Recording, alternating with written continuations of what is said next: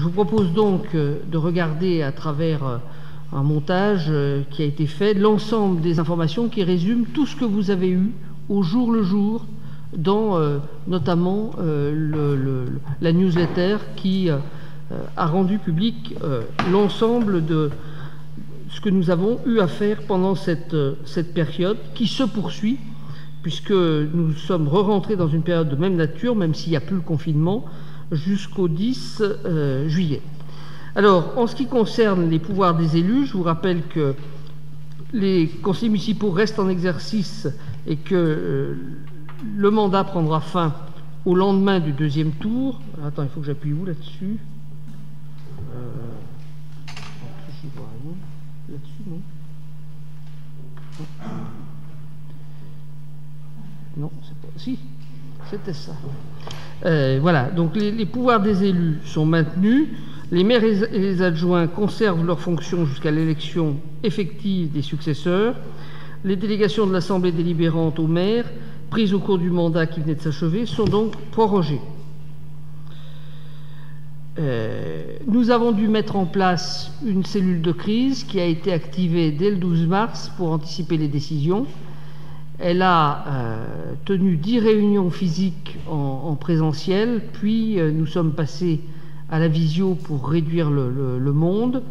Et il y a eu 2 cellules de coordination spécifiques, une pour les Hauts-de-Chambéry, auxquelles a participé aux côtés de Driss Bourida, Guy Fajot et Moustapha Hamadi, et une cellule sur le Biolay.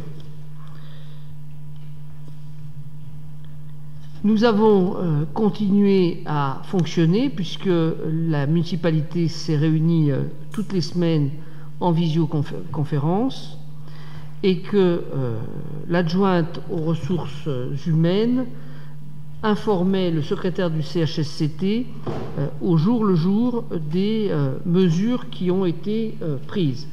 Au-delà de ça, nous avons eu 6 numéros spéciaux du Flash Info qui était le document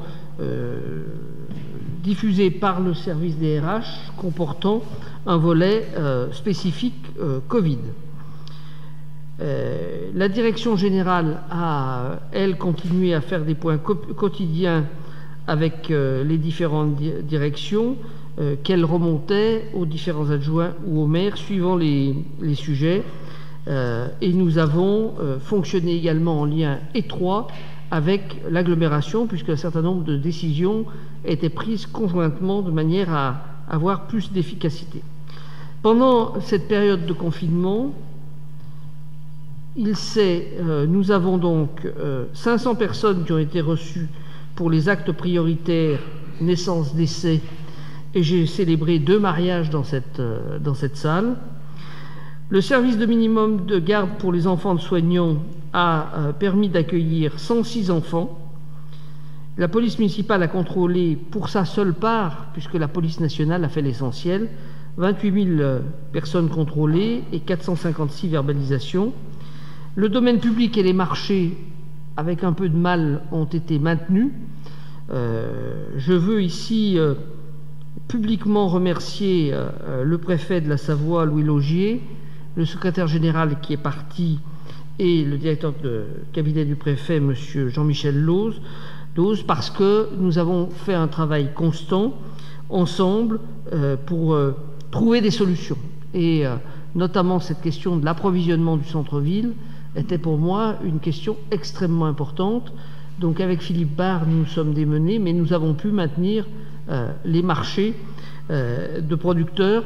Alors pas partout, puisqu'il y a eu quelques dimanches où il n'y a pas eu de marché, à Chambéry-le-Haut en particulier, mais on a réussi à rétablir ce service le mieux possible. Enfin, les services d'astreinte ont été renforcés et ont continué à fonctionner.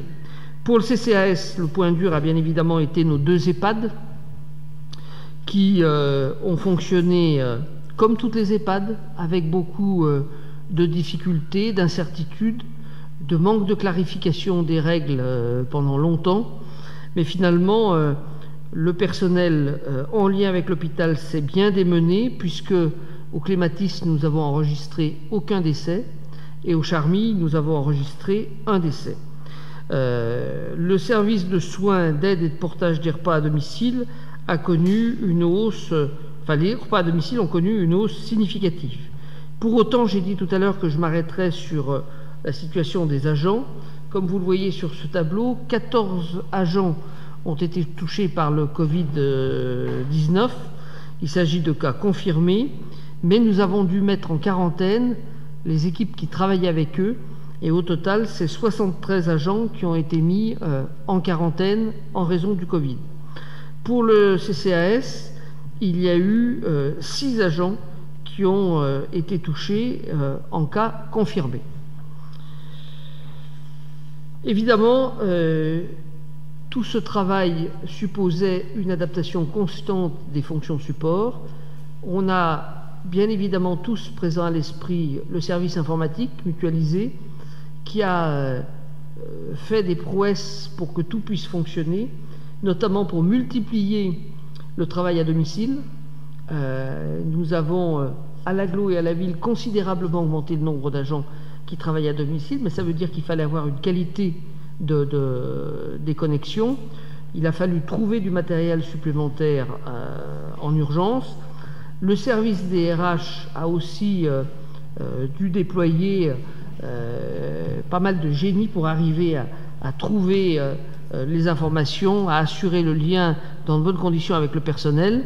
Enfin, des services comme les marchés publics ont continué à fonctionner, et de la même manière, le service des finances a continué à fonctionner en télétravail, mais nous avons veillé à accélérer le rythme des paiements pour diminuer tant que faire se pouvait la fragilité des entreprises.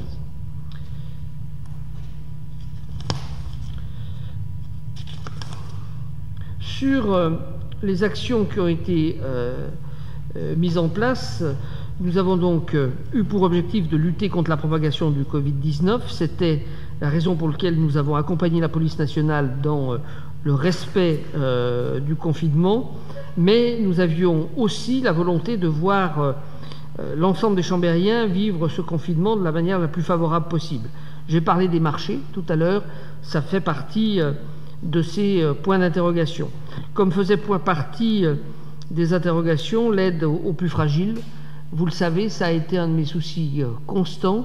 Comment identifier les personnes seules, isolées, fragilisées, certaines, on le sait, un peu terrifiées par la maladie et qui ne se manifestent pas spontanément. On a donc eu recours notamment au système d'alerte qui nous a permis d'avoir quelques 800 appels téléphoniques et au final, il y a à peu près 150 personnes supplémentaires qui nécessitaient véritablement un accompagnement, qui ont pu être identifiées. Je n'ai pas la prétention de vous dire qu'on a touché tout le monde. Il y a sans doute des gens qui sont passés en dehors des mailles du filet, mais il n'est jamais trop tard. Si les gens nous écoutent et diagnostiquent qu'il y a des personnes en situation fragile, il est encore temps, bien évidemment, de nous indiquer. Je voudrais à ce point saluer le travail que nous avons fait avec les associations caritatives. Avec Xavier Dulin, on a passé beaucoup de temps avec le président de la Banque alimentaire, avec le président des Restos du Cœur, pour assurer l'approvisionnement et éventuellement structurer la distribution. Nous avons demandé, au moment où les bénévoles, qui sont beaucoup des retraités, se sont retirés de ces structures, nous avons demandé à des personnels volontaires de la ville et de l'agglo d'aller porter main forte à la Banque alimentaire et au Resto du Cœur. Un certain nombre l'ont fait. Nous avons reçu les remerciements du président de la Banque alimentaire et les présidents du Resto du Cœur. Ces remerciements vont bien sûr au personnel qui, durant toutes ces semaines, a très fidèlement participé à ces opérations. Alors, sur les associations caritatives, il y a eu quelques soucis au début d'approvisionnement. Nous avons relayé leur fragilité. L'agglomération est intervenue avec l'opération sur la Tome des Bauges. Au jour d'aujourd'hui, ils ont à peu près 2 mois de stock. mais il y a des manques, notamment sur les produits frais, puisque une grande partie des produits qui étaient redistribués par la cantine ou par les Restos du Cœur ou par les autres structures, l'aide alimentaire chambérienne, Saint-Vincent-de-Paul, etc., étaient le produit de la ramasse dans les supermarchés. Et pour des raisons sanitaires, ces ramasses ont été suspendues. Donc les produits frais qui ont été distribués sont principalement le fruit de dons de maraîchers ou de sociétés de primeurs de l'agglomération chambérienne. Enfin, il y a la question des acteurs économiques. On y reviendra tout à l'heure. Dans les actions que nous avons mises en place, là elles sont à peu près dans l'ordre où on les a décidées. Il y a d'abord la suspension immédiate des contrôles en matière de stationnement afin de faciliter le quotidien. Les marchés, j'en ai parlé. Il y a un point très important dans ce grand marasme national qui a été l'approvisionnement en masques de notre pays. Je veux remercier celles et ceux qui s'en sont occupés. Clémentine Mouilleron pour les services, Aloïs Chassot et Xavier Dulin pour la ville et l'agglomération, puisque nous avons pu finalement nous faire approvisionner en masques, faire des masques, et globalement, les associations en difficulté, notamment les Restos du Cœur, ont pu disposer de masques assez vite, ce qui a permis à un certain nombre de leurs bénévoles de revenir dès lors qu'ils étaient protégés. Un des sujets où il y a eu beaucoup d'hésitation, c'est la mise en place des centres de consultation. On peut dire qu'il y a un centre de consultation qui a réellement fonctionné, c'est celui qui a été installé à Chambéry-le-Haut. On peut dire qu'il y a un deuxième centre qui a fonctionné mais qui n'est pas vraiment un centre de consultation, c'est ce qu'a mis en place SOS Médecins. Et pour le reste, nous avions dit notre disponibilité pour 2 autres locaux qui étaient d'une part au Biolay, la salle Jean-Baptiste Caron, et Faubourg-Montmélian, les anciens locaux de la CPAM.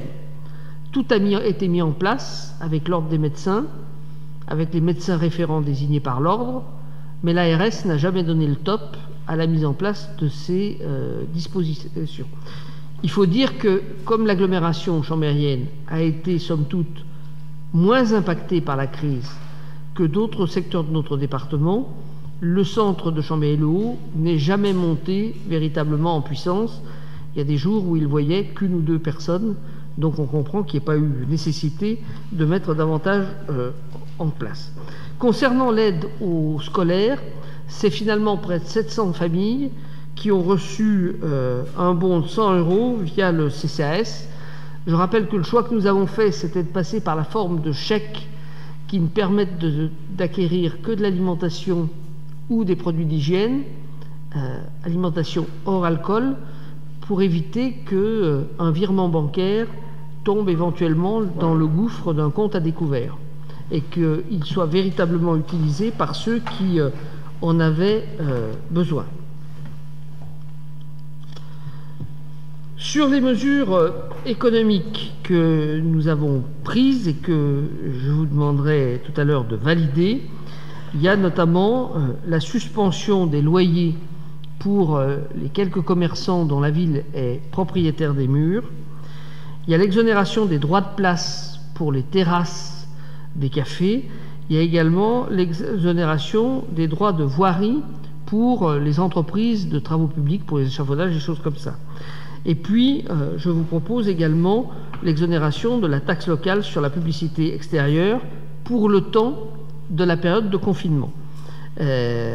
En attendant la décision du conseil municipal, la ville n'a pas appelé les sommes qui étaient dues. Comme je l'ai dit tout à l'heure, nous avons essayé d'accélérer les paiements et entre le 17 mars et le 7 avril, il y a plus de 4 millions d'euros de factures qui ont été réglées par nos services. En ce qui concerne les actions en cours, il y a donc la distribution des masques aux habitants. Je veux publiquement remercier l'équipe qui autour d'Aloïs s'en est occupée, mais remercier surtout les quelques 300 couturières qui bénévolement se sont mis à l'œuvre dans notre ville et qui ont permis de produire déjà un grand nombre de masques. Alors, tous ne sont encore pas distribués, la distribution est encore en cours, et dans les prochaines semaines, la semaine prochaine sans doute, nous devrions recevoir les masques de la région en plus.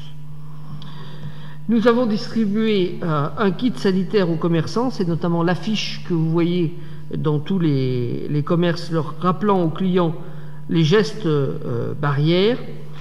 Et pour relancer l'activité, je vous propose, lorsque les contrôles vont reprendre sur les parcs-mètres, d'établir une plage de gratuité entre 12h et 14h pour inciter une fréquentation du centre-ville et des différents commerces. Il y aura aussi, c'est la délibération qui vous sera proposée, au prochain conseil municipal, une tarification adaptée pour les modes alternatifs de voitures, de transport, c'est notamment la question du covoiturage, dans lequel on vous proposera une forme de gratuité. Enfin, 300 000 €, c'est ce qui vous sera proposé dans le budget ce soir, dans l'ADM, pourraient être affectés par la ville aux acteurs économiques locaux dans le cadre des actions qui ont été mises en place par la région. Concernant le déconfinement, on en est où? Donc, évidemment, le souci que nous avons, c'est la sécurisation de tous les acteurs, et notamment de notre personnel. C'est la raison pour laquelle, par arrêté, j'ai demandé que le port du masque soit obligatoire dans les bâtiments publics, notamment quand les gens sont en présence de nos personnels. C'est aussi vrai dans les halles. Pour les agents municipaux, les protocoles de reprise sont en cours de finalisation avec la médecine préventive. Il y en a déjà un certain nombre qui ont été produits. Il y en a encore, c'est une masse de travail considérable. Il y en a encore qui sont en train de se faire. Il y a des réaffectations de personnel entre directions pour assurer la continuité du service public. L'exemple le plus fort ou le plus clair, c'est bien évidemment par exemple le service des sports qui, après avoir assuré la tenue des marchés, plus ou moins le contrôle de l'entrée des marchés, vient aujourd'hui en renfort du service scolaire éducation pour le nettoyage des écoles. Enfin, comme l'a indiqué le gouvernement, nous continuerons à avoir du télétravail à la ville de Chambéry, tout en souhaitant qu'il y ait un minimum de présentiel, de manière à ce que le travail d'équipe et que tout ce qui est réception du public, contact du public, puisse se faire dans les meilleures conditions.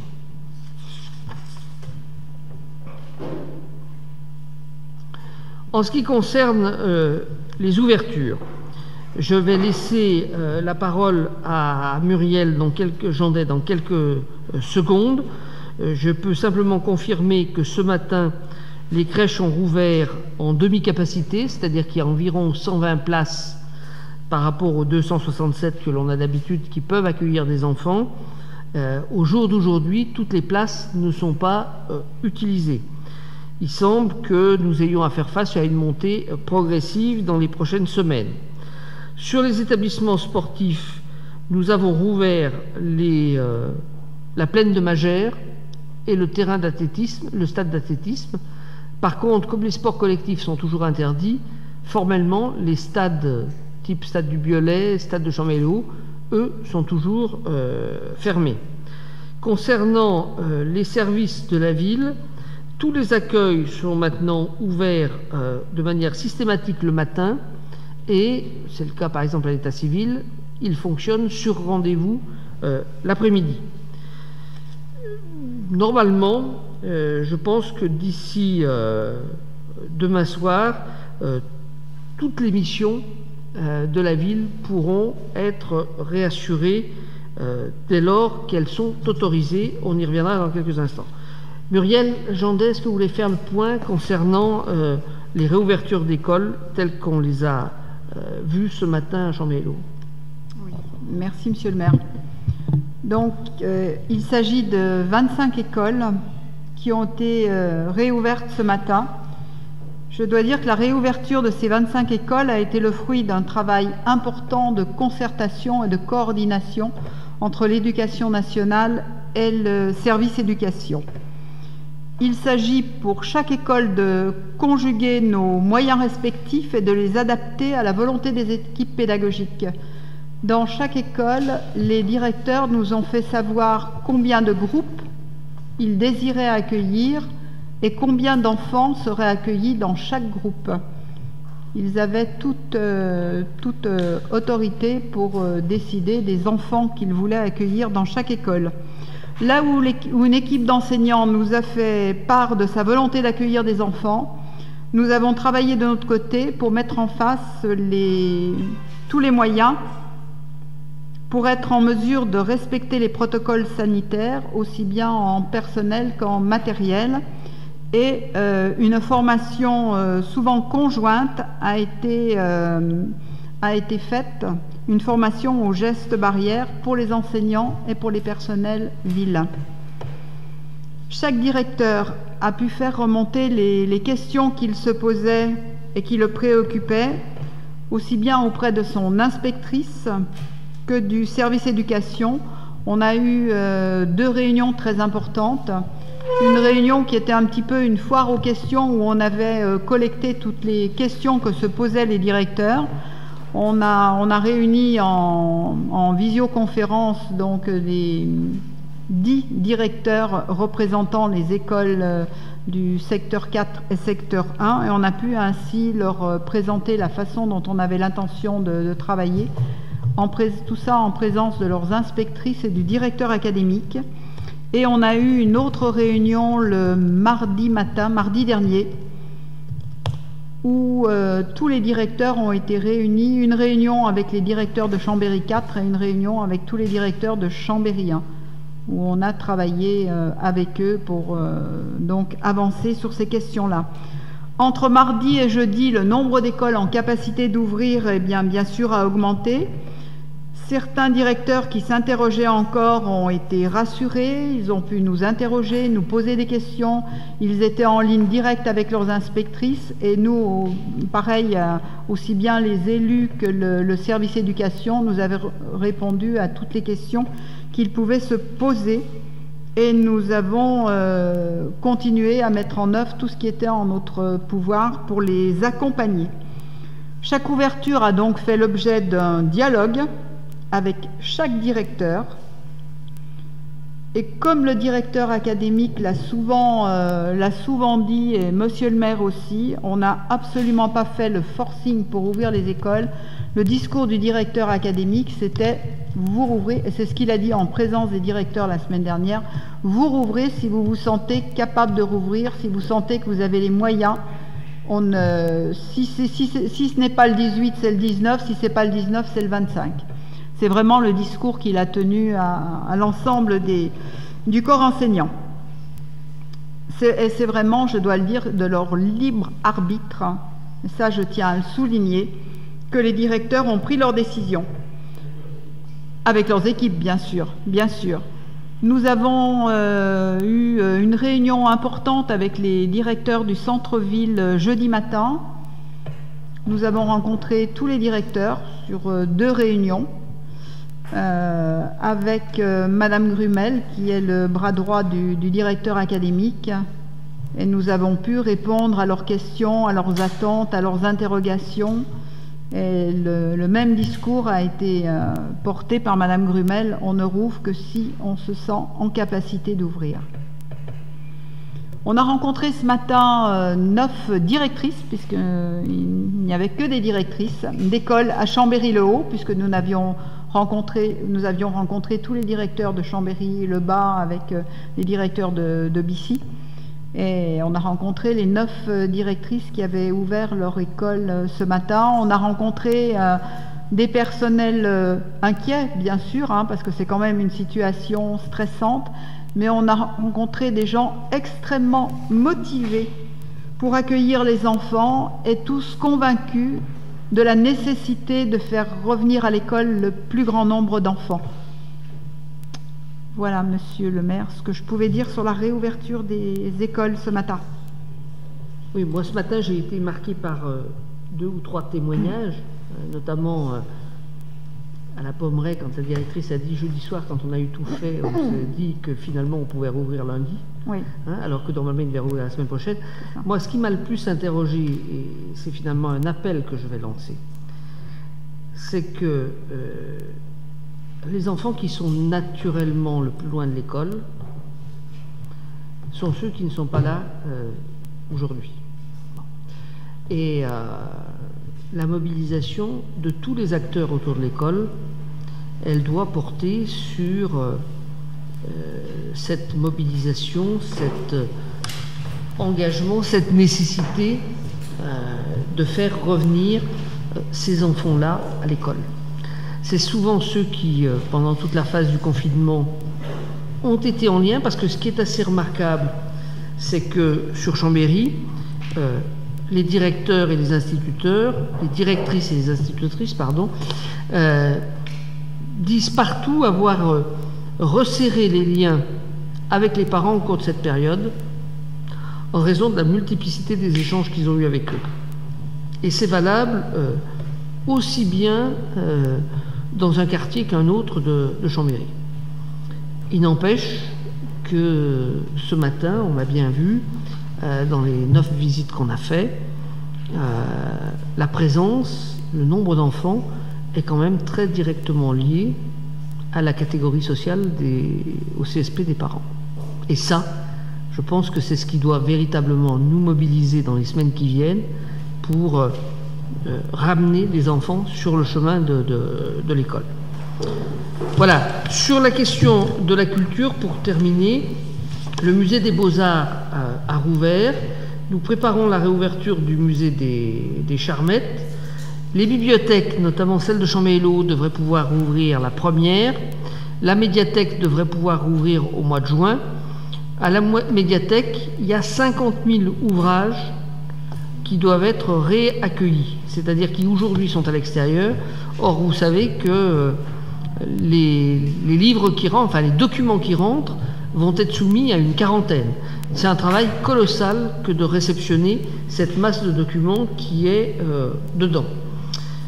J'ai adressé au préfet deux demandes de dérogation pour pouvoir rouvrir le conservatoire, enfin la Cité des Arts, pour les élèves qui ont des examens à préparer, et également la Dynamo, puisque à la Dynamo, il y a un certain nombre de formations qui sont assurées et qu'il est important que les personnes qui sont en formation puissent reprendre le chemin de cette formation. Enfin, tout ça va avoir des conséquences... ce qui reste fermé, vous avez donc le manège, les salles d'activité, je viens de le dire, pour lesquelles j'ai demandé une dérogation, la maison des associations, où seuls les salariés qui y travaillent, y compris les salariés d'associations, sont autorisés à rentrer dans les murs, les théâtres, l'auditorium, les salles de spectacle, les gymnases et les stades, la galerie Horeca, l'hôtel de Cordon et la salle de lecture des archives municipales. Tout ça a des conséquences sur le plan budgétaire qui vont être reprécisées par Benoît Perroton dans quelques instants. Voilà les chiffres. Le non-paiement des parkings, des parcs-mètres, c'est de l'ordre de 850 000 € de recettes en moins sur les 2 mois et demi. Les droits de place et la taxe sur les publicités extérieures, c'est moins 232 000. Les droits de mutation, dont on n'a pas parlé, mais qui sont en fait une conséquence du ralentissement de l'activité des notaires, c'est estimé aujourd'hui à moins 160 000 €. Les autres recettes que nous n'avons pas, c'est notamment les cantines, les crèches et autres, on est à moins 192 000 €. Au total, la baisse de recettes sur cette période constatée et prévisible aujourd'hui, c'est 1 434 000 €. Vous avez de toute façon dans vos documents le détail poste par poste. On a là sur les quelques lignes ce que ça représente. Ce sur quoi je voudrais appeler votre attention, c'est que la crise va, sur le plan budgétaire, avoir un impact sur les 2 exercices qui viennent au moins. Ce tableau montre en prévision, là où nous risquons d'avoir un impact sur les années qui viennent. Il y a d'abord les droits de mutation. On va voir ce que va donner à la fois l'activité immobilière et le prix de l'immobilier. Il y a la question, cette année, normalement, de la taxe sur l'électricité. La taxe sur la publicité extérieure, j'en ai parlé. Sur les 2 années suivantes, on aura la taxe d'aménagement, puisque même si on a continué à délivrer des permis, on a délivré les permis en stock. Il n'y a pratiquement pas eu de dépôt de permis pendant cette période, donc forcément, il y aura moins de permis accordés cette année. Il y aura un effet suffisamment de police l'année prochaine, puisque pendant 2 mois, il ne s'est pratiquement rien passé.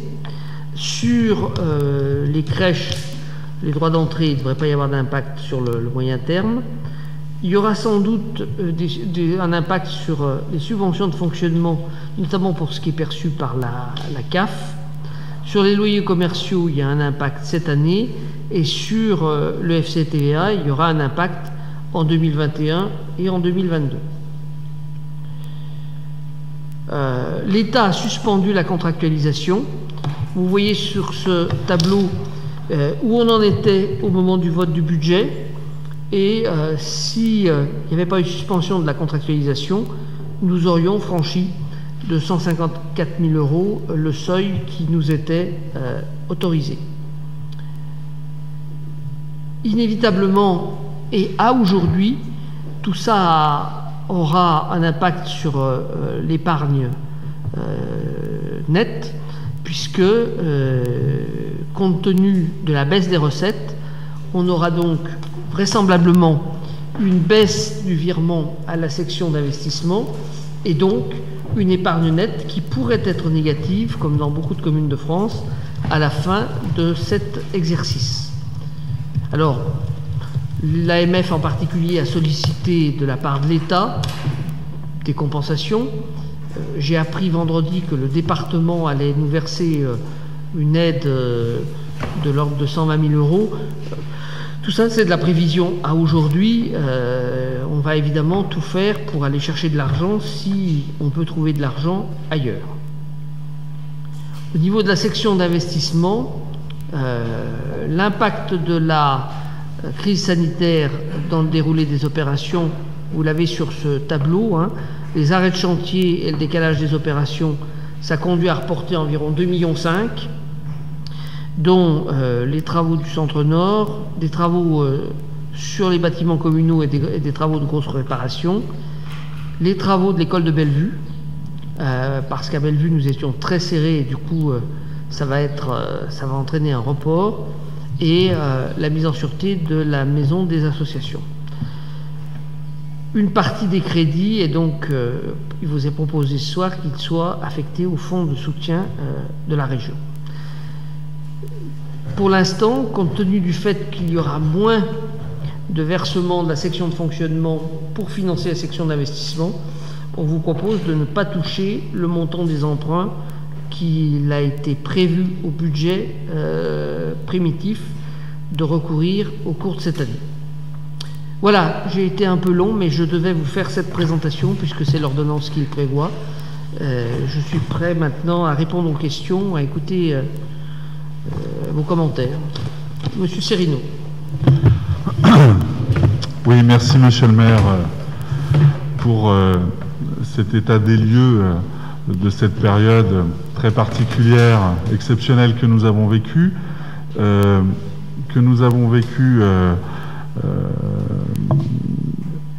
au final avec la possibilité d'y être un petit peu associé. Hein. Nous avions eu dès le début des contacts avec vous pour pouvoir continuer à faire vivre la vie démocratique locale. Ça a été un peu compliqué, il y a eu quelques réponses malheureuses, et puis au final, tout cela s'est bien déroulé en bonne entente, et vous avez même accepté de nous rencontrer en visioconférence fin avril, à l'occasion d'un échange qui a été tout à fait intéressant et qui nous a permis de mieux comprendre quelle était la situation, et puis aussi de suggérer un certain nombre de choses. Merci aussi de nous avoir associés à la réunion d'information, en tout cas de bilan de l'état des préparations de la réouverture des bâtiments scolaires, des écoles. Tout cela allait dans le bon sens, même si je suis obligé de le dire, c'est venu un peu tard, mais il fallait faire face à l'urgence. La ville de Chambéry, comme de très nombreuses villes de France, a fait face à l'urgence en fonction aussi des consignes et des directives qui venaient du gouvernement et qui étaient parfois certainement difficiles à anticiper, puisque souvent contradictoires, et je ferai le lien avec... Oui ? Pour la qualité du son, vous voulez que je l'enlève ? Ouais. Je vous demande d'enlever, voilà, puis vous remettrez comme moi après. On n'est pas raccord, mais bon, voilà, mais on va le faire. Face. J'aime bien le caractère exemplaire de la démarche. Je me soumets à votre injonction. Donc je pense que ce soir, on est tous dans un esprit de responsabilité, d'humilité. J'ai senti ça dans le ton que vous avez utilisé pour développer ce bilan. Aloïs Chassot nous a associés à cette opération des masques et nous y avons bien volontiers participé quand nous le pouvions, puisque les uns et les autres, nous étions aussi mobilisés en télétravail, pour certains d'entre nous en tout cas. Donc voilà pour ce qui est de la gestion, je dirais, des 2 mois qui viennent de se dérouler, et maintenant il faut que nous mesurions à quel point nous avons anticipé ce qui va venir. Et ce qui va venir peut être terriblement complexe. On le perçoit déjà, notamment socialement. On sait que des familles qui sont traditionnellement identifiées dans nos radars habituels sont effectivement accompagnées. En tout cas, on y prend soin et on fait le mieux possible, j'imagine. Mais il va y avoir un certain nombre de familles, un certain nombre de nos concitoyens qui vont rentrer dans les radars et qui vont rentrer, je dirais, dans la nécessité d'un accompagnement social. Et il faut qu'on arrive à l'anticiper. Alors, je ne dis pas qu'il fallait l'avoir fait pour ce soir, on est bien d'accord, mais je pense que c'est vraiment quelque chose auquel nous sommes, nous, très attachés. En termes... alors, je le redis, on l'a à plusieurs fois évoqué, monsieur le maire, je le redis parce que j'y attache beaucoup d'importance, au-delà du bon de 100 € qui a été donné aux 700 familles, et c'était une bonne chose d'avoir cette action, je dirais, au cœur de la crise. Il faut qu'on imagine tout de même un plan d'accompagnement, parce que ce confinement, il continue aujourd'hui, même si 25 écoles sont ouvertes aujourd'hui, on le sait tous, les collèges, c'est pareil, sont ouverts à partir d'aujourd'hui, et en fait, on a, moi je le vois, on a 30% d'élèves. Donc ça veut dire qu'on a 70% des élèves qui ne sont pas là, et parmi ces 70%, comme vous l'avez dit, et je confirme cette analyse immédiate, en tout cas d'aujourd'hui, ce ne sont pas forcément ceux qui ont le plus besoin de l'institution qui sont là. Et c'est vrai aussi pour ceux qui bénéficiaient de la restauration scolaire et qui n'avaient que ce repas bien souvent. Et aujourd'hui, il faut vraiment qu'on arrive à imaginer des dispositifs qui permettent d'accompagner ces familles, qui ne sont pas forcément dans nos radars habituels, qui ne sont pas forcément dans nos listes, entre guillemets, de personnes accompagnées socialement. Donc, je crois que ça, c'est un point vraiment extrêmement important, puisqu'on est aujourd'hui aussi à prendre en compte les actions qui ont été mises en place. On va voir la question budgétaire et sa ventilation, mais on a aussi à se projeter sur la suite. C'est un premier point que je voulais soulever. Un deuxième point, donc cette question de l'offre alimentaire, de l'aide alimentaire que l'on doit à ces familles qui ne l'ont plus aujourd'hui et qui n'ont plus les salaires, ou qui vont avoir des situations salariales qui vont se dégrader dans les mois qui vont venir. On va vers une crise sociale importante, je pense qu'on en est tous bien conscients ici. La question de la réouverture des écoles, c'est un sujet complexe, parce qu'il y a eu des injonctions contradictoires, et je crois l'avoir dit, je pense que l'erreur, le péché originel a été de rendre cela facultatif. Bon, ça a créé des difficultés pour les collectivités à s'organiser, ça a créé des difficultés pour l'institution parce qu'elle n'était pas en capacité facile d'estimer qui allait revenir. Ça a créé des difficultés pour les personnels parce qu'eux-mêmes avaient à gérer cette notion de volontariat. Donc c'est un péché originel. On aurait mieux fait de dire que l'école restait obligatoire et faire confiance aux acteurs de terrain pour pouvoir voir où étaient les priorités et notamment faire en sorte d'accueillir prioritairement bien sûr les soignants, mais ça c'était une directive nationale, les enfants de soignants, mais aussi les enfants qui avaient besoin d'être remis en contact avec l'institution scolaire. Nous sommes aujourd'hui face à une situation où les gens sont finalement en attente de voir ce qui se passe. Ils sont en situation de jauger le travail qui va être fait ou qui a été mis en place et dont je ne doute pas que les services y ont passé quasi jour et nuit. Tous les services de l'État comme les services municipaux bien sûr, et ils sont à remercier et à féliciter de ce point de vue-là parce que c'est pas si simple. Hein. On est face à une situation inédite. Mais il fallait à un moment qu'on puisse prendre en compte ce qui était la consigne ministérielle, hein, c'est-à-dire faire en sorte que ceux qui ont le plus besoin d'école puissent y revenir. Hein. Donc moi, je le redis, je souhaite, mais je crois que nous sommes en phase là-dessus, je souhaite que tous les enfants chambériens puissent, avant la fin juin, revenir à l'école à un moment ou un autre, bien évidemment. Alors, il y a corollairement une vraie difficulté en revanche, puisque l'organisation de façon à respecter le protocole sanitaire fait que on est obligé d'avoir des systèmes d'alternance. C'est-à-dire que tous les enfants, ceux qui viennent à l'école, ne vont pas rester à l'école tous les jours de la même façon que précédemment, évidemment, que ce soit dans le primaire ou le secondaire. Et c'est là qu'il est extrêmement important, vous l'avez un peu évoqué dans le diaporama, mais je crois qu'il faut vraiment qu'on insiste là-dessus pour la suite, que l'on mette à disposition des familles des possibilités d'accueil des enfants hors des bâtiments scolaires et pas un accueil scolaire donc, mais un accueil périscolaire qui puisse faire en sorte que les parents puissent eux reprendre leur activité économique, retourner au travail. Je prends l'exemple d'un établissement où je travaille. Certains enfants ne sont accueillis que le matin. L'après-midi, ils sont à nouveau en charge pour les familles. Alors ils sont un peu plus âgés, mais je dirais le risque de décrochage est encore plus grand. Dans les collèges, laisser un ado parfois seul, qui n'est pas forcément très à l'aise, eh bien ça pose aussi de vraies difficultés, parce que les parents doivent aller au travail. Donc ça, il faut qu'on arrive à l'anticiper, et il faut qu'on le prévoie dans la durée, parce que tout cela sera encore devant nous, à mon avis, à la rentrée de septembre. Donc il va falloir vraiment avoir une action forte là-dessus, et elle est à engager, me semble-t-il. Donc il s'agit d'accueil complémentaire des enfants, au fond, hein, dans les bâtiments scolaires. Ensuite, l'accompagnement du monde économique est essentiel, on l'a vu, vous avez expliqué rapidement les choses, j'imagine que M. Perroton rentrera un peu plus dans le détail. Peut-être que vous pourrez, là c'est une question, peut-être que vous pourrez nous dire quels sont les critères de ces 300 000 euros, hein, comment les choses vont être organisées, comment vous l'imaginez. On aurait pu poser, on l'avait un peu évoqué la semaine dernière au Conseil communautaire avec les 500 000. J'aimerais qu'on ait quelques petites précisions là-dessus, parce que je crois qu'il y a une vraie attente. De lisibilité, hein, de l'aide que l'on va apporter. Hein. Comme, je fais un petit retour en arrière, comme il y a une... Alors, petite nuance là, mais pour faire progresser, je dirais, pour améliorer le dispositif, il y a eu une vraie difficulté là, ces 10 derniers jours, de communication en direction des familles sur les réouvertures d'écoles. Alors je ne sais pas pour quelle raison, mais moi j'ai eu pas mal de retours de gens qui ne savaient pas trop quoi faire. Alors je suis bien conscient des difficultés liées à ce volontariat que j'évoquais, mais peut-être qu'il y a là des outils à mettre en œuvre, une communication peut-être à rendre plus lisible sur cette réouverture, de façon à en expliquer tout simplement les contraintes.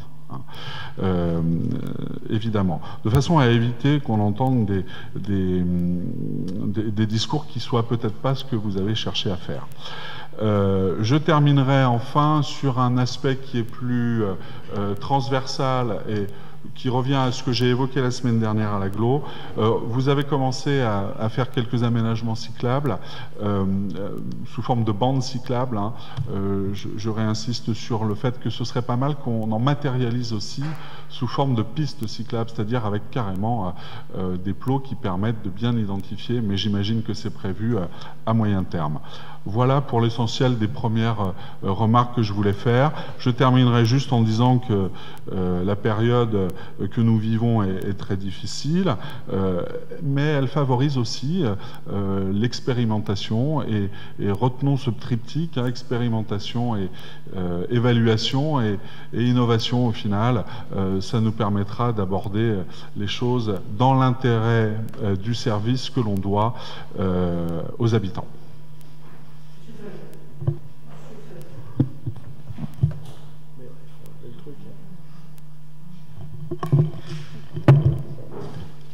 Oui, alors d'abord, avant de rentrer dans le détail sur un certain nombre de dispositifs hein, que la ville a mis en place, une analyse par contre sur la crise qu'on traverse. Moi, je ne parle pas au passé, hein, je pense que c'est une crise qu'on traverse.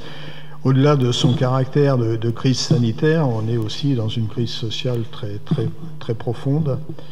Oui, il y a beau dire non, mais Monsieur Perroton, on connaît son libéralisme forcené, mais bon, c'est une évidence, en tout cas, et l'évidence, elle est, pour certains, peut-être la découvrent. Moi, personnellement, vu mes engagements, je ne découvre pas. Ça met en évidence les inégalités sociales dans notre pays. Alors, on le voit à travers les actions hein, que vous avez décrites.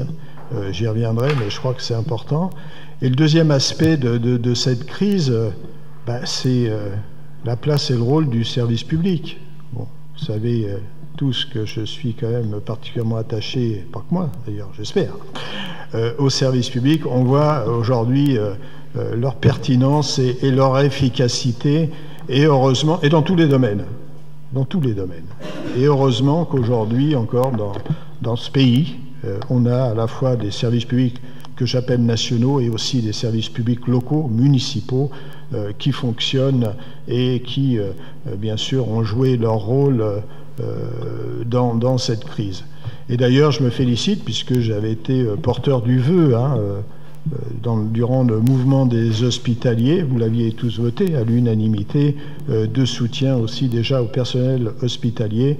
Donc on ne découvre pas non plus, mais je souhaitais faire un clin d'œil, la situation dans l'hôpital public. Sur les domaines qui nous concernent, en tant que ville, il y en a plusieurs. Je vais parler des écoles. Je vais commencer par les écoles. Donc j'ai bien entendu ce qu'a dit Madame Jandet. C'est vrai. Raison.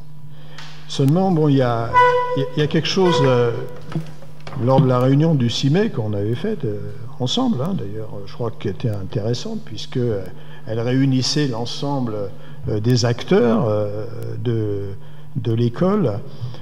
J'avais fait une proposition du protocole qu'il soit signé par le préfet. Et je pense que c'est une garantie à la fois pour les élus. Alors, c'est vous, l'exécutif, hein, il va de soi que c'est vous qui mettez en cause, je veux dire, votre responsabilité. Mais moi aussi, en tant que conseiller d'opposition, je ne souhaite pas que demain, des gens, des habitants, des citoyens me disent « vous n'avez pas pris toutes les garanties ». Voilà, je risque rien pénalement, ça va de soi. Mais moralement, oui. Donc, je renouvelle, de toute façon, je vais intervenir sur des propositions. Je renouvelle ma proposition à ce que je prends acte, hein, et je vous fais confiance hein, en me disant, là où vous avez ouvert les écoles, il n'y a pas de souci au niveau municipal. C'est-à-dire les locaux sont adaptés, tout est en place, les masques, enfin tout ce qu'il faut. Vous avez il y a le personnel communal et tout ça. Donc je ne mets pas du tout en cause, hein, qu'on se comprenne bien, mais je souhaiterais que nous soyons destinataires de ces protocoles signés, de cette garantie de l'État, parce que c'est l'État quand même qui a décidé la réouverture des écoles. On a le droit, hein, il n'y a pas de souci, mais je pense qu'il doit en assumer toute la responsabilité. C'est pas pour couvrir non plus les élus, comme on a pu entendre hein, dans la presse ou tout ça. Ça c'est, enfin, j'allais dire des conneries, excusez-moi, mais je pense que c'est pas ça. On est bien au-dessus de ça, je crois, mais c'est le premier point. Donc la transparence, je crois qu'il faut vraiment qu'on ait une transparence totale vis-à-vis des familles, parce qu'on en rencontre des familles, hein, et on le voit bien, vous l'avez dit, Jean-Benoît vient de le dire aussi, il n'y a que 30%. Je pense que dans le primaire, c'est moins, certainement. Bon, hein. Et comme vous l'avez dit, ben là je ne peux que partager, parce que je le constate comme vous, hein, ce ne sont pas les enfants, les élèves, on va les appeler comme ça, ou les gamins, enfin on les appelle comme on veut, les plus en décrochage, hein, je veux dire, scolaire, qui reviennent. Et ça, c'est un enjeu que je partage, hein, et un défi aussi pour chacun d'entre nous en tant qu'élu.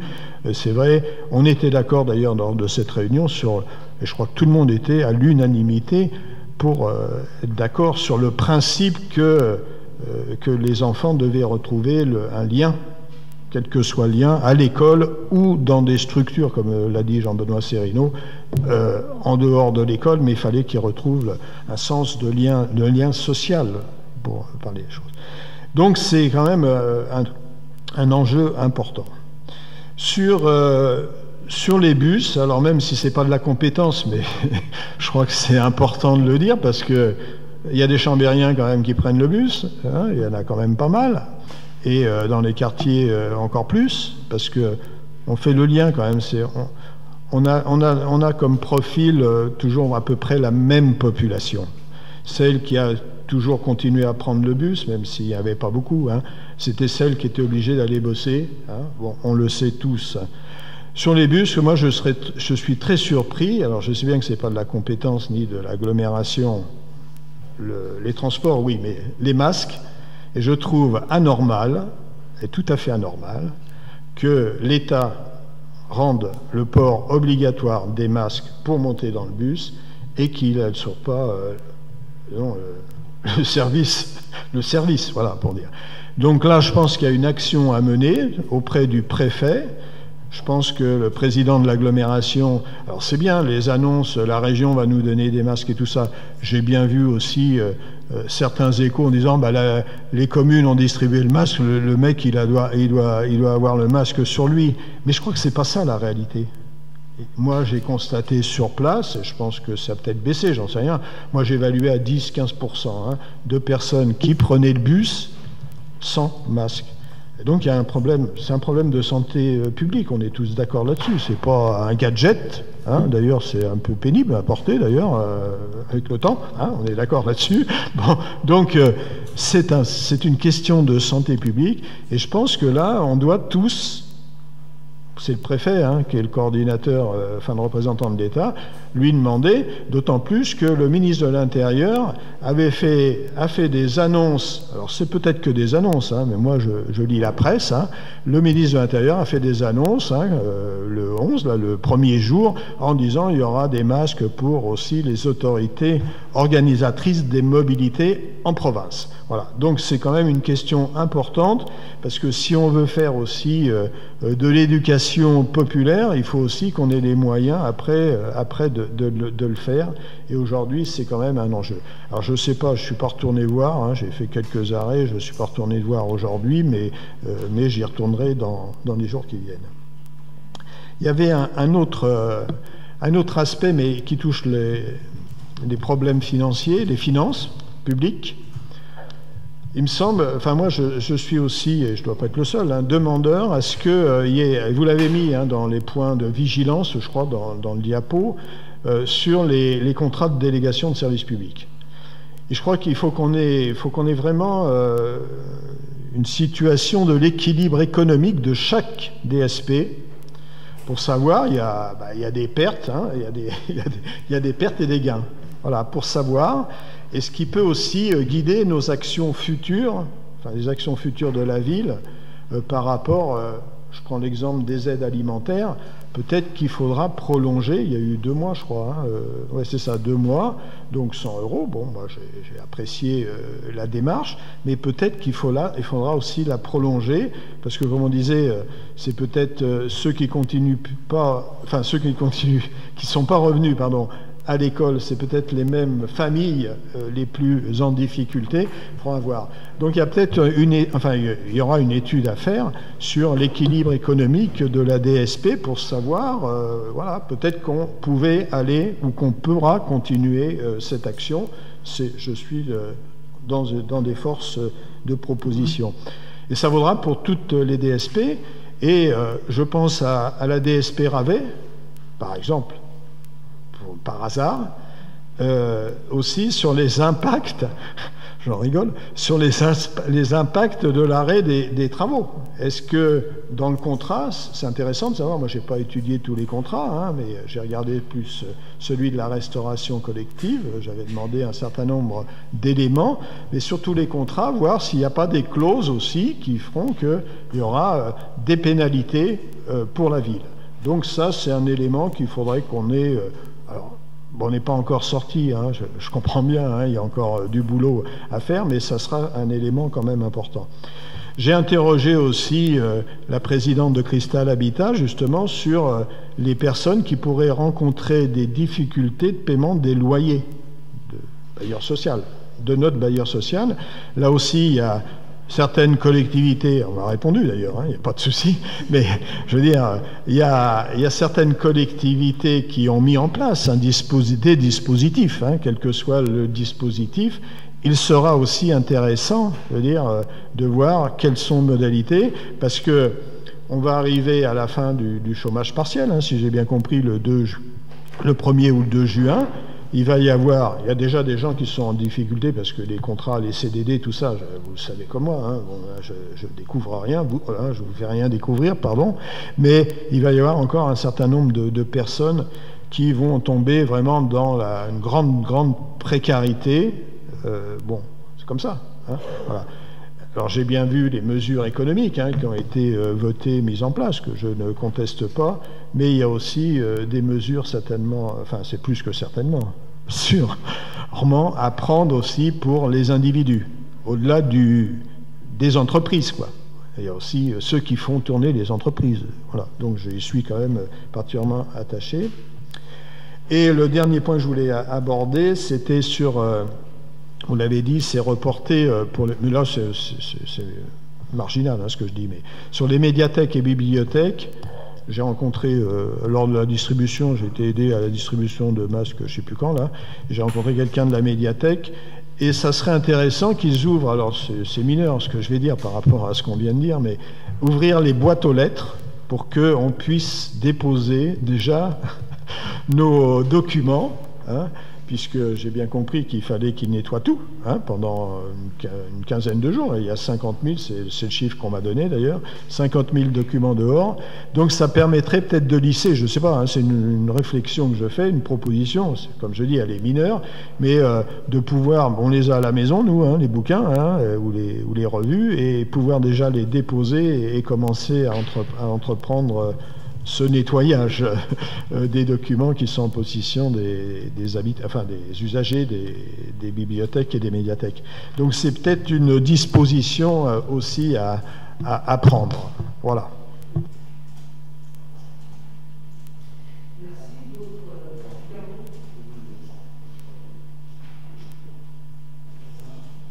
Merci, monsieur le maire.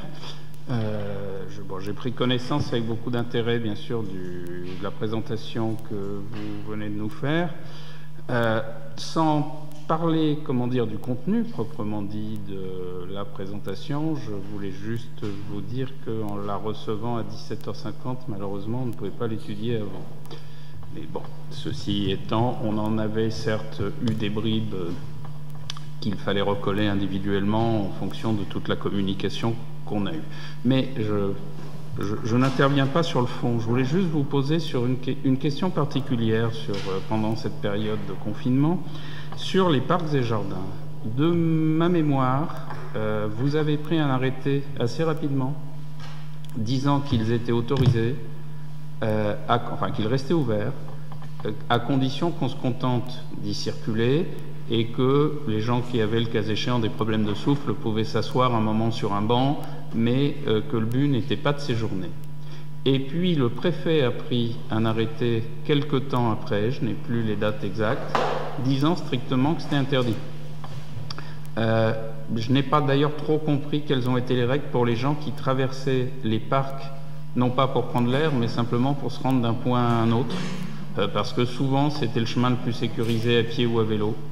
Il me semble qu'à différents endroits, je pense notamment à Buisson-Rond, il y a eu l'axe central vélo-piéton qui a été coupé, alors que ça fait partie du dispositif principal de voie verte. Voilà, il y a eu des choses de ce genre. Par ailleurs, je sais qu'au niveau de l'État, la première règle a consisté à interdire tous les marchés de plein air. Et puis, vous avez négocié, à mon avis, bien, comme il le fallait, pour ouvrir les marchés dans de bonnes conditions, permettant notamment et aux gens de s'approvisionner et aux producteurs d'écouler leur production.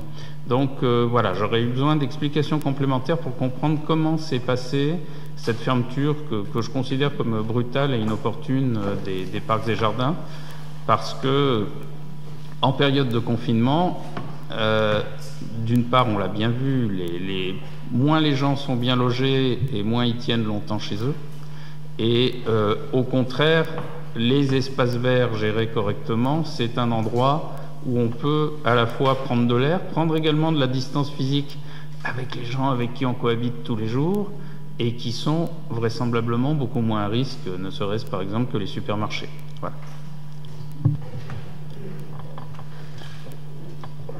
Merci pour vos commentaires. Après vous avoir entendu, je voudrais d'abord remercier toutes celles et tous ceux qui m'ont entouré, accompagné dans cette période. Parce que quand le bateau tangue, c'est le capitaine qui est à la barre, et il y a des moments où le capitaine a besoin d'appui, de conseils, d'avis. Et je veux remercier en particulier ceux qui sont autour de cette table. S'ils sont là ce soir, c'est parce qu'ils ont à un moment ou à un autre eu un dossier en charge en particulier. Je voudrais ajouter à ceux qui ne sont pas là en particulier Françoise Bovier-Lapierre qui, compte tenu de soucis personnels, ne souhaite pas le présentiel pour l'instant. Je voudrais aussi remercier ceux qui sont derrière moi ce soir, le cabinet et la direction générale des services.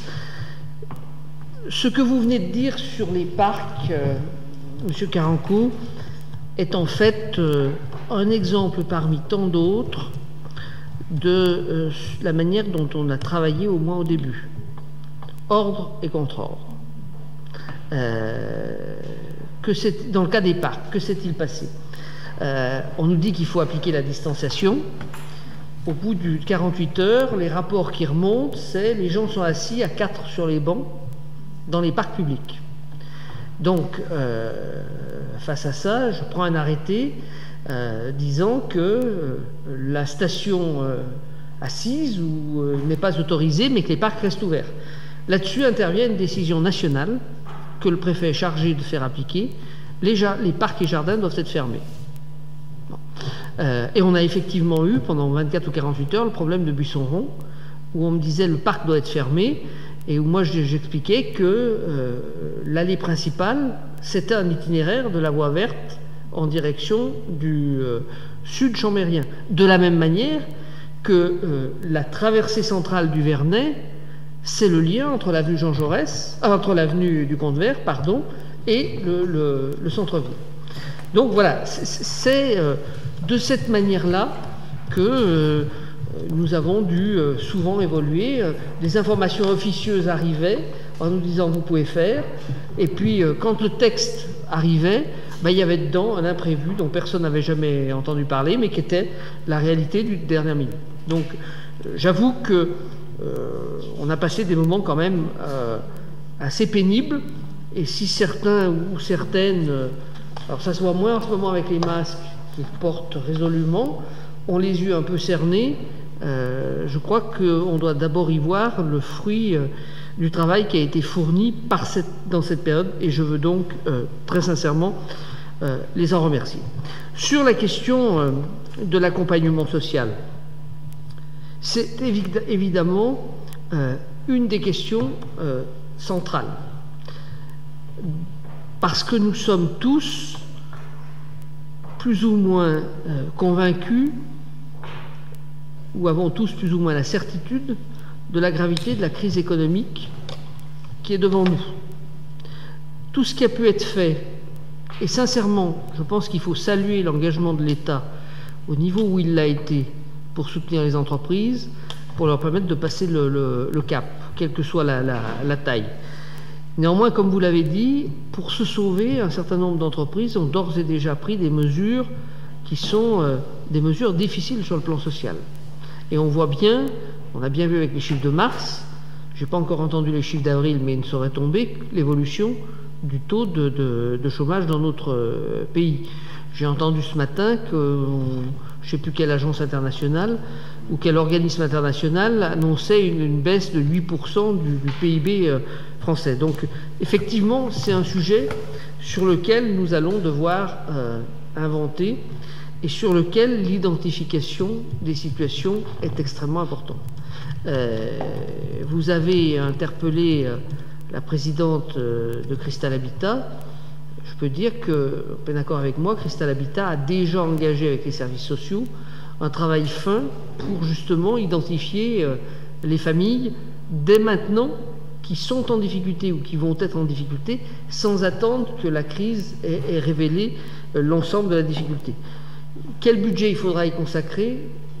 J'avoue que on ne le connaît pas aujourd'hui. Sur la question qui va avec, qui est celle de l'aide à la cantine, aujourd'hui les enfants sont venus avec leur casse-croûte. Donc même si l'école a repris, ce n'est pas les restaurants scolaires, c'est 2 jours qui fonctionnent. Peut-être que le retour au restaurant scolaire peut être vendu, entre guillemets, comme une incitation pour faire revenir les enfants à l'école. Donc est-ce qu'il faut donner l'aide pour nourrir à domicile ou est-ce qu'il faut inciter les enfants à revenir à la cantine? Il faut qu'on trouve le juste équilibre. En tout cas, l'école restera bien une question centrale, un observatoire central de l'évolution de cette situation. Et sur le retour à l'école en plus grand nombre, je vais laisser la parole à Muriel, puisque le 2S2C, nouveau sigle qui deviendra populaire dans quelques semaines, est au cœur de ses préoccupations. Muriel. Donc, vous avez parlé, Monsieur Cirino, d'accueil complémentaire, donc on y travaille déjà depuis plusieurs semaines, mais là encore, ordre et contre-ordre, puisqu'on avait la possibilité d'accueillir des enfants à la Cité des Arts, au SIAP, à la médiathèque, et du coup, on n'a plus le droit. Donc, il y a un travail important qui a été fait par la direction jeunesse, qui s'est proposé de venir en renfort donc, du service enfance-éducation, afin de pouvoir coordonner donc, la mise en œuvre des parcours sport, santé, culture et civisme, voilà, ou citoyen. Donc à ce jour, on a une très forte mobilisation des associations, des maisons de l'enfance, des centres sociaux, et on est en train de travailler avec eux pour mettre tout ça en place. Et puis je vous dis, on a été très déçus.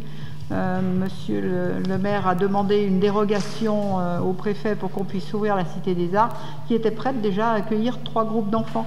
Donc voilà, ça sont des choses qui tombent à l'eau et on est obligé de se reconvertir.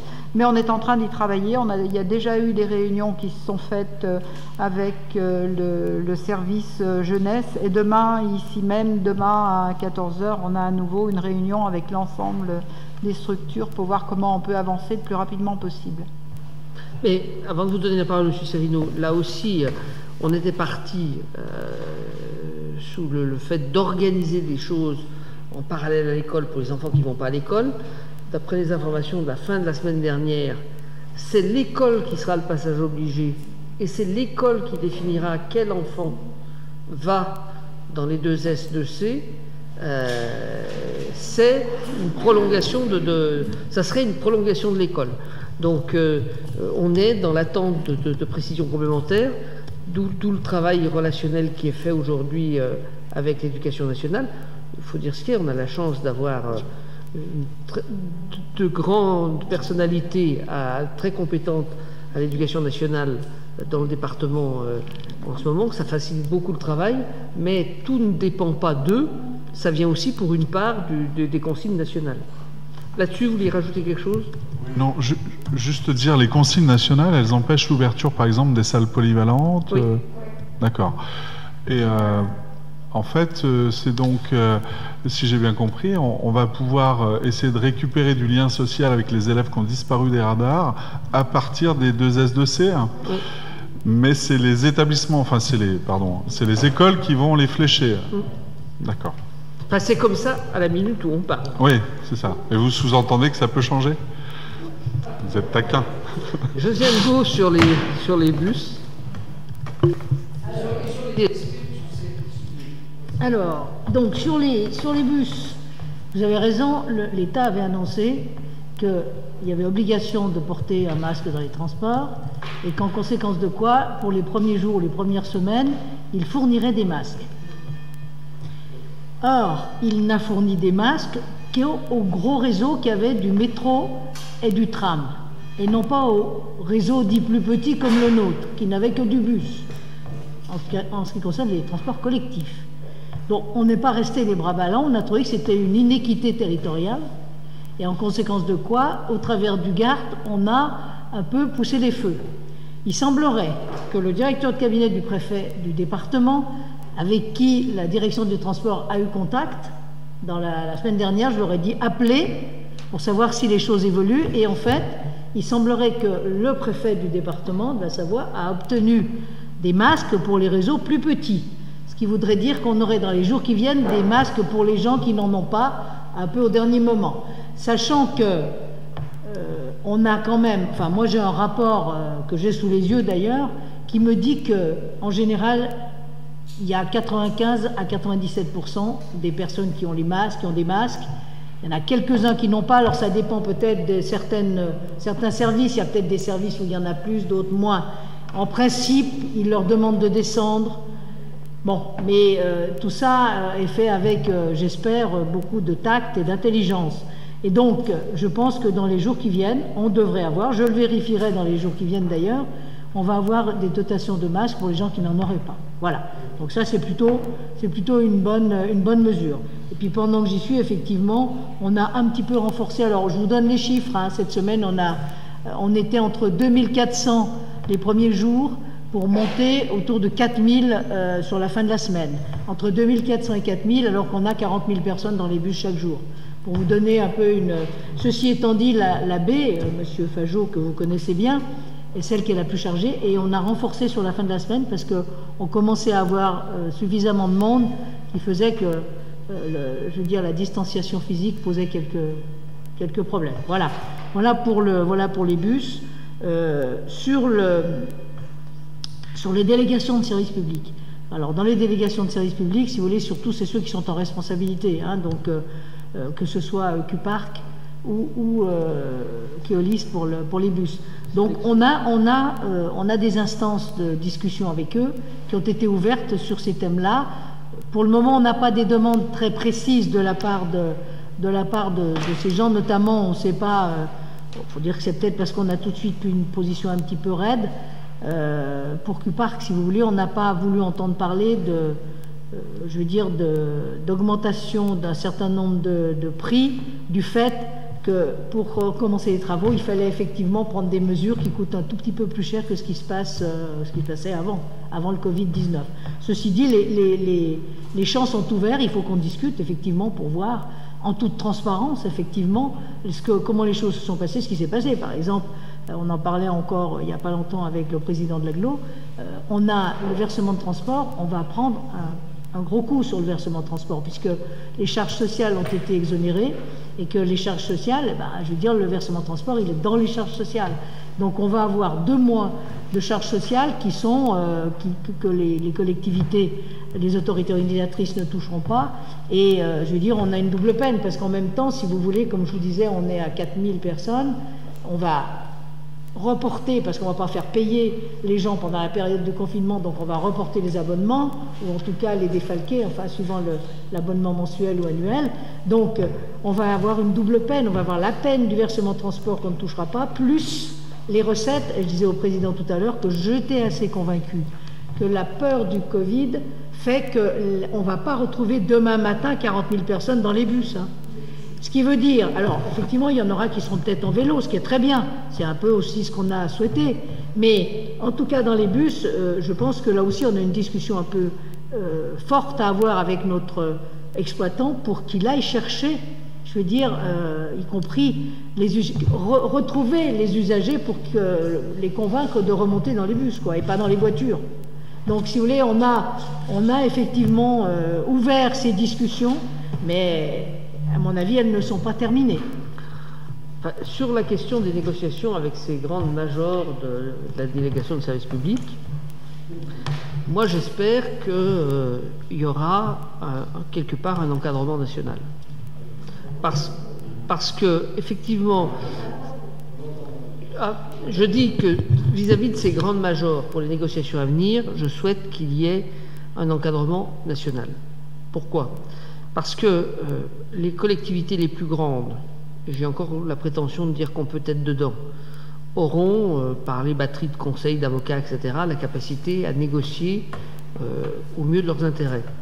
Mais il y a tout un tas de communes plus petites, d'agglos plus petites, qui auront beaucoup de mal à porter ces négociations. Donc la solidarité nationale, me semble-t-il, doit conduire à ce qu'il y ait un cadre vis-à-vis de l'ensemble de ces contrats. On a parlé de Keolis, on a parlé de Q-Park, on peut parler de Sodexo également. Oui, tout à fait. Puisque c'est aussi l'esprit que nous avons. Hein. Voilà. Alors, dans les autres... peut-être pour ajouter un mot, pour être complètement transparente sur les délégations de services publics, il y a en plus des discussions juridiques à n'en plus finir, sur lesquelles, à un moment donné, on en sortira entre la force majeure, qui est prévue dans les contrats, et l'imprévision, qui, elle, n'est pas prévue dans les contrats. Parce que l'imprévision, c'est une théorie un peu différente, mais est-ce de la force majeure, est-ce de l'imprévision? On ne sait pas trop aujourd'hui, parce que, si vous voulez, la collectivité publique est aussi victime que son exploitant. Il n'y a pas que l'exploitant qui est victime. Je veux dire, et donc c'est pour ça qu'on est dans une situation qui n'était pas prévisible quand on a rédigé les contrats, pour personne. Donc c'est pour ça qu'il faut travailler ensemble et voir comment on va en sortir en protégeant, je veux dire, les intérêts de la collectivité. Alors, sur la question, pour terminer, du protocole et de la signature du protocole, il a été clairement indiqué par l'État que c'était le DAZEN qui était le représentant de l'éducation nationale et que c'était à lui de signer. Bon, ce que je peux vous dire, c'est que j'ai observé ce matin ce qui se passait. Le DAZEN, puis l'inspectrice, quand le DAZEN n'a plus été présente, a une grille, et au fur et à mesure qu'il visite l'école, il pointe, il coche des cases pour vérifier qu'on est bien conforme à ce qui figurait dans le protocole. Et qu'il a notamment, c'était la première fois, parce qu'il n'y a pas très longtemps qu'il est là, qu'il visitait un certain nombre d'écoles à Chambéry-le-Haut. Il a été plutôt surpris, agréablement surpris par la qualité des installations, les espaces des différentes écoles de Chambéry-le-Haut par rapport à ce qu'il a pu voir ailleurs, dans des écoles plus anciennes en particulier. Allez-y. Oui. Oui, justement, puisqu'on revient sur les écoles, j'ai deux questions. Enfin, une interrogation, parce que dans la liste des 25, je crois qu'il y a plus de maternelle que d'élémentaire, donc ça m'a surpris, voilà, donc je fais part de ma surprise, et est-ce qu'il y a une réponse ou une raison? Voilà, c'est quand même très surprenant, parce que bon, celui maternel, moi j'étais plutôt, même si sur les grandes sections, c'est jouable, mais j'étais quand même plus réservé. Hein, les équipes sont plus petites, c'est peut-être plus facile de créer une majorité. Oui. Et l'autre, c'est le calendrier. Est-ce que toutes les autres qui restent, là, il y en a combien? 36, non 11, les 10 ou 11 qui restent, là. Est-ce que c'est programmé avec toutes les garanties validées par le DAZEN le 25? Ben, voilà. On fait tout pour, et on saura demain soir. D'accord. Bon. Pour le calendrier. Oui, sur la question que vous avez évoquée tout à l'heure des parents et de l'imprévision des parents.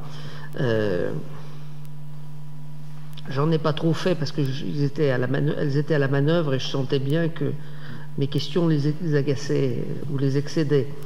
Mais Muriel Jandet et son équipe étaient quand même très souvent sur les questions du maire pour savoir où on en était, qu'est-ce qu'on pouvait dire, comment on pouvait dire. Mais en fait, là aussi, quand vous faites une réunion avec les directeurs, moi jeudi matin j'ai donc fait 2 réunions avec les directeurs, c'est à la fois éclairant et affligeant, parce que tout se tient. Et je résumais la situation la semaine dernière en disant, il y a 4 priorités. Première priorité, les locaux. Première priorité, les enseignants. Première priorité, le personnel municipal. Et première priorité, la volonté des parents. C'est en fait ces 4 choses au même niveau qui faisaient qu'une école pouvait rouvrir ou pas. Et le diable se cache parfois dans les détails, quoi. Le nombre de lavabos, par rapport au lavage de mains, la largeur des couloirs. On a une école qui a failli ne pas ouvrir si on n'avait pas trouvé une solution un peu intelligente à cause de la largeur du couloir qui ne permettait pas le croisement complètement sécurité des enfants. Donc voilà, je pense que tout sera fait pour une réouverture de toutes les écoles la semaine prochaine. Mais à l'heure qu'il est, les gens travaillent encore sur cet objectif-là. Voilà, je pense que j'ai répondu à toutes vos questions. Non, la question sur les 300 000 euros que l'on va vous proposer de voter tout à l'heure, la délibération détaillée, on la passera au conseil municipal du 8 juin, parce que il y a encore quelques petits problèmes de calage, notamment juridiques, sur la compétence de la commune. Bon, il semble que compte tenu du transfert de la compétence tourisme à l'agglomération, la ville puisse plus intervenir, même en soutien par un fonds de concours à la région, vis-à-vis des entreprises du secteur du tourisme. C'est du moins ce que les éclairages qu'on a des contrôles de légalité pour le moment. Donc les conseillers régionaux qui sont ici sont aussi à la manœuvre avec les services de la région pour clarifier les choses. Monsieur Cerino, puis Monsieur Dulin. Oui. Donc on est plus sur une délibération d'intention aujourd'hui, avec une mise en pratique opérationnelle seulement à partir de juin en fonction de critères, et donc des aides qui viendront un petit peu plus tard. Oui. Ah, d'accord. Xavier Dulin. Oui, juste une petite précision sur la question de Jean-Benoît Cerino. Ou pardon, de Guy Fajot, je ne sais plus, oui, c'est Guy Fajot, sur les masques. On a même poussé le service jusqu'à ce que nos médiateurs contrôleurs, pour une personne de bonne foi qui n'aurait pas son masque et qui monte dans le bus, la personne âgée qui a oublié son masque et ainsi de suite, on puisse l'équiper. C'est-à-dire qu'on a voilà, quelques masques en réserve pour éviter de bloquer la personne qui va retourner chez elle à pied, alors que manifestement elle est de bonne foi. Voilà. Mais comme vous l'a expliqué la vice-présidente au transport, on va plutôt vers une réglementation claire sur qui est en charge de quoi sur cette affaire. Mais pour l'instant, on a fait, comme dans beaucoup de cas de figure, on s'est adapté, puis je pense qu'on a rendu le meilleur service en saluant effectivement la discipline collective. Hein. On n'en a pas l'habitude en France. Tout finit par arriver par moment. Bon. Sur la question des pistes cyclables, vous évoquiez, Jean-Benoît Cerino, les bandes cyclables. Il est très clair qu'à la fin de l'expérimentation, on pourra regarder, là on peut faire des aménagements de petites pistes. Hein. D'abord, c'est pas complètement terminé, ça se déploie là. Hein, voilà. Hein. Voilà, Piste qui est tracée. Mais l'objectif, c'est bien ça. Hein. On est bien conscient que c'est une opportunité, je ne sais plus lequel d'entre vous l'a dit, qui sollicite finalement de manière accélérée des procédures qui nous permettront d'aller plus vite dans certains cas de figure. Donc on est bien dans cet état d'esprit là. Alors sur la question des aides, effectivement il y a des questions de compétences, donc il ne faut pas qu'on fasse de mauvais choix eu égard au contrôle de légalité, mais par contre je peux peut-être donner un indicateur. Chaque fois où nous allons intervenir là où la région a déjà formaté une aide, la part qui nous revient à nous, c'est une part où on va essayer d'alléger les critères pour qu'effectivement on puisse toucher celui qui ne l'a pas été. Hein. Exemple, dans le tourisme, il y avait un critère qui limitait à 10 salariés. Hein, et un investissement amortissable dans un bilan dans les 2 dernières années. Bon, nous allons flécher ces aides, tous les critères qui sont, toutes les entreprises qui relèvent des critères régionaux, ça sera sur le montant régional. Et là où on a par exemple 11 salariés, nous, on va le prendre sur notre montant à nous, vous voyez, pour essayer de ne pas rater la petite entreprise qui pourrait ne pas être éligible. Donc on va mettre un peu plus de souplesse. Voilà. Et puis pour le reste, c'est des aides au crédit. On renforce les crédits des entreprises. Et là encore, en lien avec les plateformes d'initiative, chambres de commerce, chambres des métiers, et avec une instruction locale sur la part du financement qui nous reviendra, on va essayer d'être dans le maximum de souplesse sur un dispositif qu'il est déjà. Mais on ne veut pas bloquer sur un critère.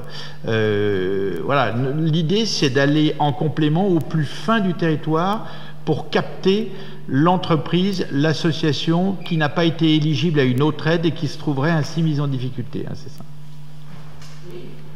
Complémentairement sur ce sujet, évidemment, ceux qui n'ont pas pu avoir d'activité pendant les 2 mois du confinement, j'imagine, sont prioritaires, mais il ne faut pas peut-être qu'on néglige aussi ceux qui ont tenté de maintenir une activité et qui ont donc rendu un service et qui ne sont pas, d'après ce que j'ai compris, pour un certain nombre d'entre eux, en tout cas éligibles aux aides d'État. Et ça, c'est une vraie problématique. Et là, nous, on peut venir en complémentarité intelligente, notamment pour les commerces de centre-ville qui ont pour certains ouvert 3 heures le matin et qui ne vont pas toucher les 1000 ou 1500 euros. Une boulangerie qui fait 50%, voilà. Ils ont une perte de chiffre d'affaires importante, mais pour autant, ils n'ont pas droit à des aides. Donc, pour autant, est-ce qu'elle gagne sa vie? Voilà. On n'est pas sûr. Donc c'est bien tous ces cas de figure qu'on va regarder. Donc je pense que ça, c'est vraiment un sujet important dans nos critères à nous, complémentairement à ce que le national peut D'où faire. le fait que, comme le maire vous l'a signalé, avec Alexandra, on a une petite partie, non pas de bras de fer, c'est plus de ping-pong, pour qu'on assouplisse les règles d'attribution régionale et qu'on puisse ainsi capter ceux qui ne l'ont pas été. D'ailleurs, la discussion se passe pas mal. On est aussi là pour ça. Si on abonde, c'est pour aller au plus fin et pour pouvoir couvrir ceux qui n'ont pas été, bien sûr. Pour éviter la fameuse casse, bien sûr. Par exemple, les commerçants des Halles, ils ont en gros une baisse d'affaires de 25 à 30% par rapport à ce qu'ils avaient avant. Eux-mêmes ont tendance à dire pas plus parce qu'ils ont moins de clients. Je vais citer un chiffre que j'ai en tête des vendeurs qui nous l'a dit l'autre jour. Un samedi moyen, il fait 1250 tickets de caisse. Les samedis du confinement, il a fait en moyenne 580 tickets, mais le ticket est 30% au-dessus de ce qu'il est en temps normal. Donc voilà.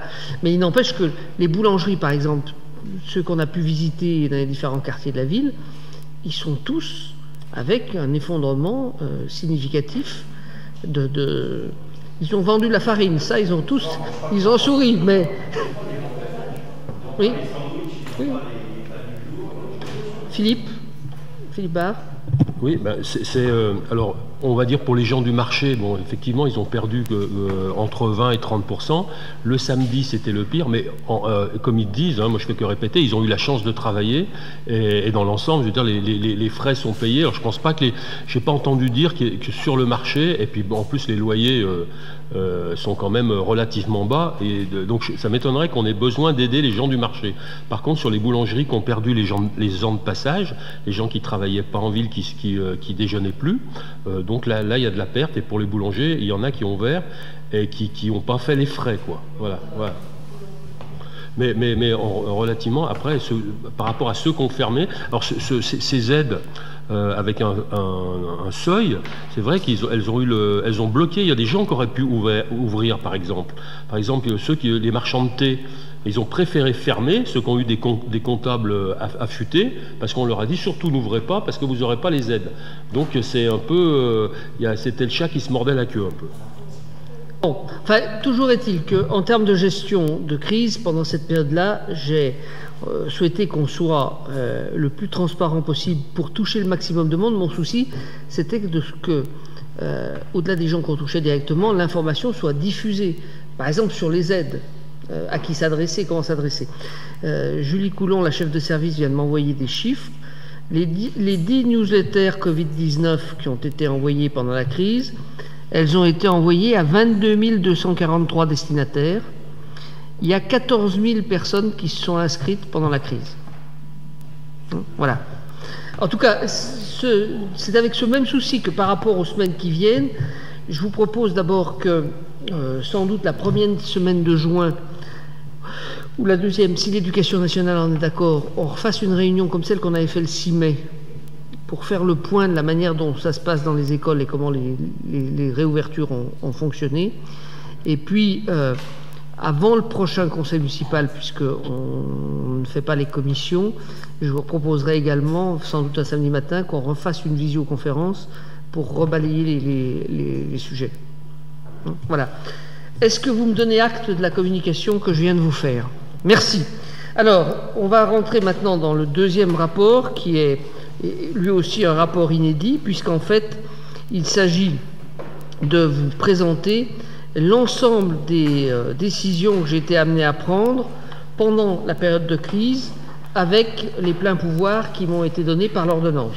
Donc cette délibération n'a pas la forme habituelle du tableau, puisque le texte précise que je dois tout vous communiquer. Donc vous avez eu en annexe toutes les pièces de ce qui a été signé pendant cette période-là. Y a-t-il des questions?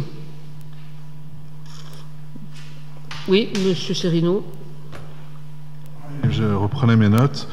Est-ce que c'est juste une demande d'information là? J'ai vu dans les différents documents, là, il y en a beaucoup. Attendez, voilà, que la régie fonds de conseil quartier était supprimée. Est-ce que vous pourriez me donner plus de précision là-dessus, parce que je n'ai pas bien compris pourquoi. Attendez. Par contre, j'ai pas noté le numéro. J'ai pas noté. Oui, il y en a tellement. J'ai pas noté le numéro, mais la régie fonds de conseil de quartier. Oh, si vous pouvez pas me donner la réponse maintenant, vous me la donnerez plus tard. Hein. C'est une question qui est marginale, qui est importante, mais qui n'est pas centrale aujourd'hui. Elle doit être juste avant celle sur le stationnement temporaire aux pompes funèbres. Comment? Toutes les régies?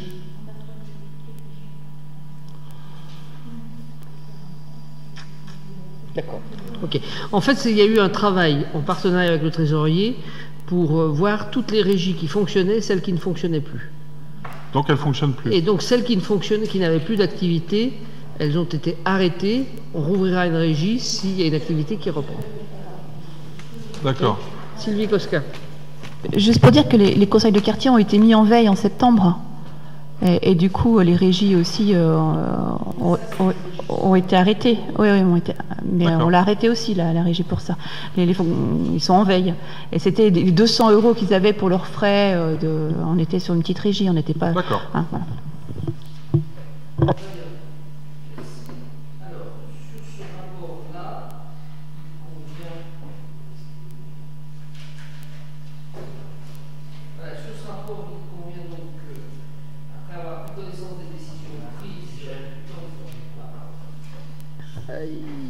Il convient donc que vous confirmiez que vous avez pris connaissance des décisions que j'ai prises dans l'état d'urgence sanitaire, de valider la délégation qui m'a été octroyée par l'ordonnance et dire que les prochaines décisions prises dans le même cadre feront l'objet du même rapport au cours d'un prochain conseil municipal. Y a-t-il des oppositions? Je n'en vois pas. Des abstentions? Merci. Je laisse la parole à Benoît Perroton pour la présentation de la DM. L'incidence financière de tout ce qu'on vient de se dire.